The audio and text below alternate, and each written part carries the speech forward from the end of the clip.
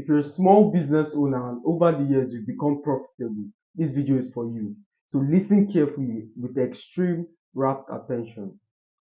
So over the years you become profitable, you become a profitable venture. Chances are excellent that you have the tendency to report false balance sheet in order to pay less in tax. So there are two things involved here. I'm going to show you why this is not helpful to you as an individual and as a business. Not necessarily because it's risky or you might get caught, which is a possibility by the way. But the first is there are better ways to get tax abatement or to pay less tax legally. The first is tax abatement. If you're in the real estate sector, you mostly resonate with this. So tax abatement is you providing value for the government, and in return for that value you provided, the government writes off or gives you a contract of a certain amount of years where you wouldn't pay tax. Take Donald Trump for instance. People say, oh, he doesn't pay tax, tax juries, tax juries, tax juries. But prior to that year, he signed a 10 to 15-year contract with the mayor of that city for as a tax abatement.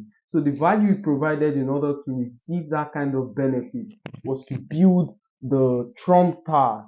So in the process of building that Trump Tower and renovating a very old big hotel, in the process he created new job employment.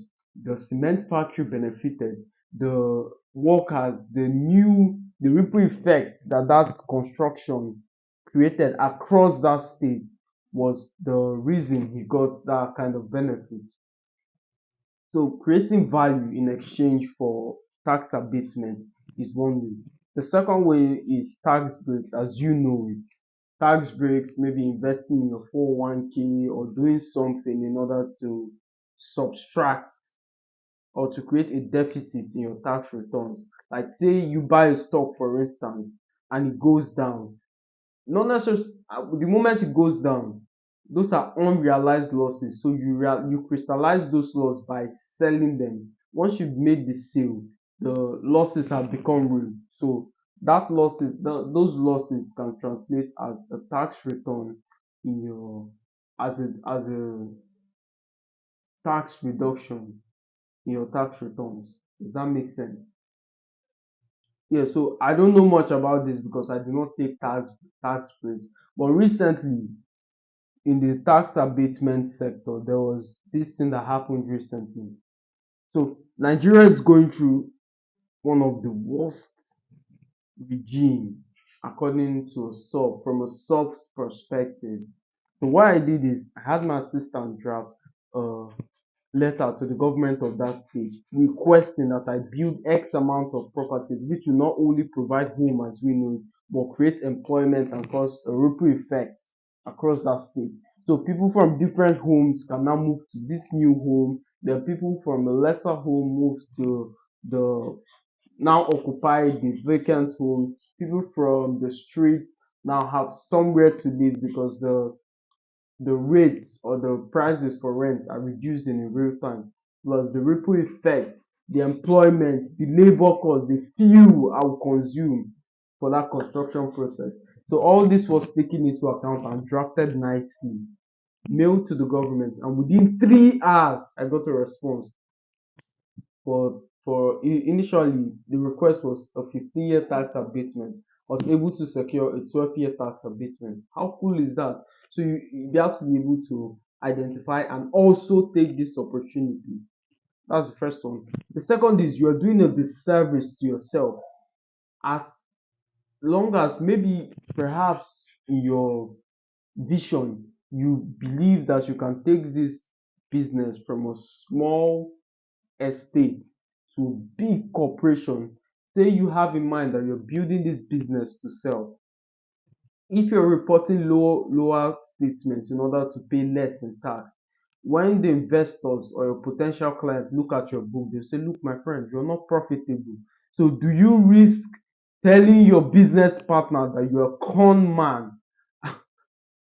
I don't believe that's the best way you portray yourself.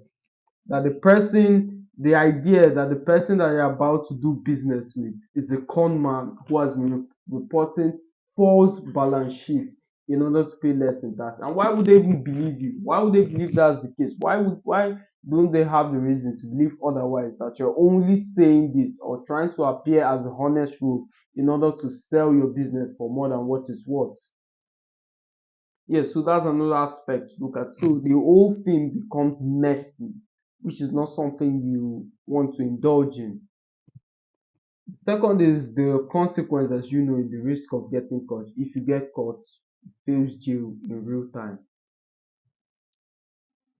I also have one more thing. What's the third thing? Yeah. So if your idea is not to build and sell this business, you have an emotional attachment to what you're creating, and you believe that in the future you might take this public, you know, create shares and be the CEO of a public company like Steve Jobs created Apple. So as long as you keep reporting lower financial statements, when it comes time for you to go public, before you go public, you have to have a bank write you up. There's something they call underwriting. So the moment the bank underwrites you, usually their TSAs or their whole approach to coming or their whole process for an underwriting is to go through your books. So they give you a stock price that is in proportion to your balance sheet. And if you've been reporting low returns, your stock price is going to be low. You can't come to the bank and say, oh, or try to expose yourself. You're only further incriminating yourself and risk an indictment or litigation in the future, which is not what you want. So instead of getting the short-term gratification of paying lesser in tax and feeling you're smart, you're doing yourself a disservice in the long term. It's a very popular adage over here in my country that what the elder sees sitting down, even if the child climbs a palm tree, he can't see. So I am the elder and I am sitting. What I'm seeing, you can't see, even if you climb a palm tree. So as always, it's a pleasure speaking to you guys. I'll see you next time.